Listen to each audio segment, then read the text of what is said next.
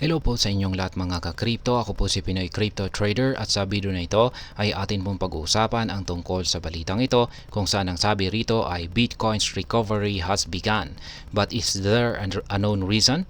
What are the latest data? Here are the details. Ayan, nag-umpisa na rin po ang recovery or rebound nitong si Bitcoin. Kaya meron nga bang dahilan rito? At kung ano nga ba ang pinakabagong datos dito. Yan po ang siyang ating pag-uusapan sa video na ito. Pero bago po tayo magpatuloy ay nais ko lamang po munang bigyang linaw ang aking disclaimer kung saan ang nilalaman po ng video na ito ay hindi po ito isang financial advice.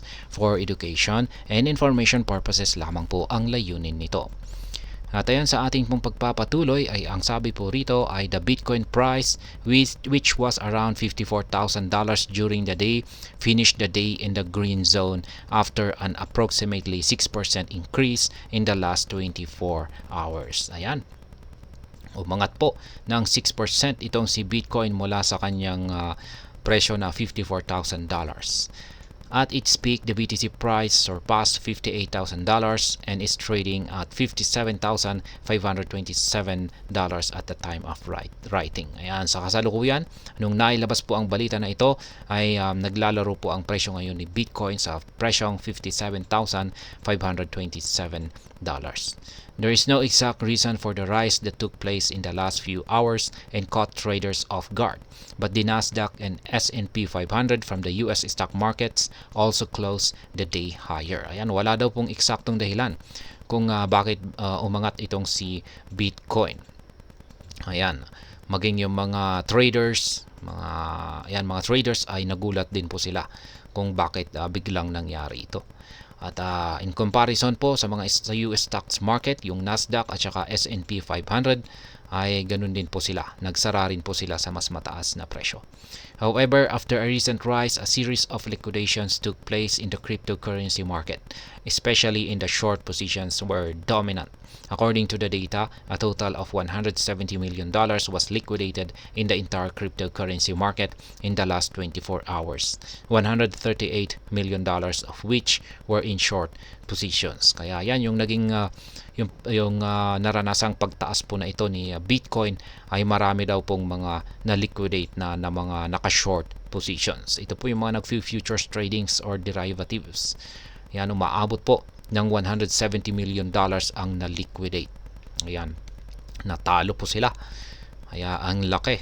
Ayan, majority po kasi ngayon ay naka-short po ang karamihan. Ayan, dito kay Bitcoin. Sa mga hindi po nakakaalam, kung naka-short po tayo at bumabagsak yung presyo ni Bitcoin, ay dyan po tayo kumikita. Pero pag umangat po ito, biglang umangat ito, ay syempre dyan naman tayo natatalo. So what was the real reason that caused the Bitcoin price to fall below $60,000? As a reminder, the last sudden drop came after Fed officials made statements hinting at a growing possibility of a recession in the US. Kaya yan po. Ito naman po yung dahilan nitong mga nakalipas na nakaraang performance ni Bitcoin noong bumagsak po ang kanyang presyo sa $60,000. Yung naging sanhi po nito ay yung naglabas po ang Fed ng kanilang announcement na magkakaroon daw po ng posibleng magkaroon daw po ng recession sa bansang US. Kaya ayan, pero ngayon yung kanyang pag-angat na ito ay wala po talagang nakakaalam kung ano ang dahilan kung bakit ito ay basta bigla na lamang umangat.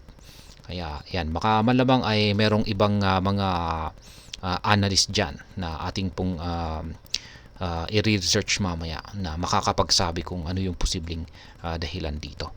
At ayan, hanggang dito na lamang po tayo sa video na ito mga ka-crypto. Sana po ay inyong nagustuhan ang aking paliwanag sa video na ito.